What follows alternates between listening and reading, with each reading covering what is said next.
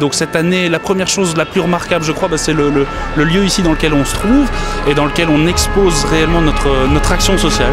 Parce que ce qu'on veut vraiment faire passer comme message cette année, c'est que les Petits Riens n'organisent pas un défilé. Les Petits Riens ne sont pas des organisateurs d'un défilé. C'est simplement, ce défilé est une excuse pour nous, pour faire connaître notre action sociale. L'aide aux sans-abri, l'aide aux familles en difficulté. Ici aujourd'hui en Belgique, dans notre pays, il y a beaucoup de gens qui ont besoin de nous.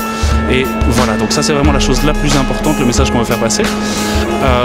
Et puis ensuite, dans les nouveautés de cette année, on pourrait parler éventuellement du système de vente aux enchères. On est passé sur un système plutôt type eBay plutôt qu'un système de vente à main levée, parce qu'on se rendait compte que cette formule avait moins de succès. Alors très concrètement, au lieu de procéder à la vente sur les gradins avec les gens qui lèvent les mains et un commissaire-priseur, on se retrouve avec une vente sur un grand tableau noir où les gens peuvent remettre une offre papier et où ils verront leurs initiales s'inscrire quand ils auront la meilleure offre. Et on clôture les offres à minuit, et si à minuit votre nom est au tableau, vous remportez le lot. Vous choisissez tout de même de continuer à vous allier avec le milieu de la création, le milieu de la mode, qui n'est pas un milieu si facile et dont on a tendance à croire qu'il n'est pas forcément attaché aux choses de valeur humaine ou humanitaire. Vous pensez qu'il y a encore quelque chose à dire dans ce rapport entre le caritatif, ou l'humanité en tout cas, et le milieu de la création? Ils ont encore quelque chose à se dire? Vous savez, notre sponsor principal est un banquier. Effectivement, on demande à beaucoup de créateurs d'être généreux et on est souvent étonné, et moi peut-être le premier, mais on retrouve beaucoup de générosité chez beaucoup de gens dans ce monde. Vous savez, on ne peut pas vouloir changer le monde, construire un monde différent en se sortant du système. Ça, c'est la philosophie des Petits Riens, c'est notre conviction.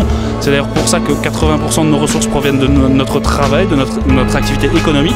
Donc on veut vraiment s'inscrire dans l'environnement, dans la société actuelle, et puis faire appel à des gens, essayer de les sensibiliser avec un SAS où on va expliquer notre action sociale, mais également en les impliquant dans une action, en leur faisant connaître les Petits Riens, notre public, etc.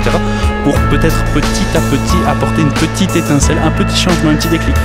Vous avez l'impression que ça marche, enfin qu'il y a un petit changement? Par exemple, vous avez dû être en contact avec les créateurs et les designers qui présentent quelques objets ce soir.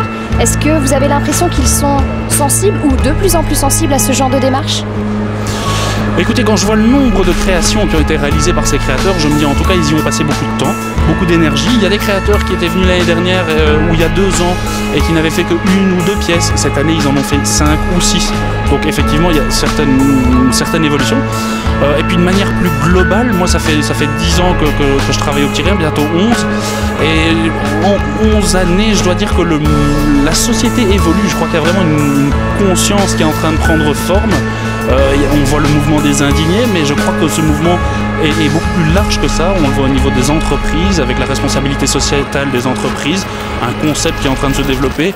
Ok, il y a de la récupération marketing là derrière, on est bien d'accord, il y a du greenwashing, mais je crois que ça n'existerait pas si ça ne répondait pas à un besoin, une attente, que ce soit du public, que ce soit des personnes qui travaillent dans ces entreprises. Et je peux vous dire qu'au niveau des contacts humains et directs qu'on a avec les personnes, il y a réellement quelque chose qui est en train de changer. J'espère qu'on y participe un tout petit peu.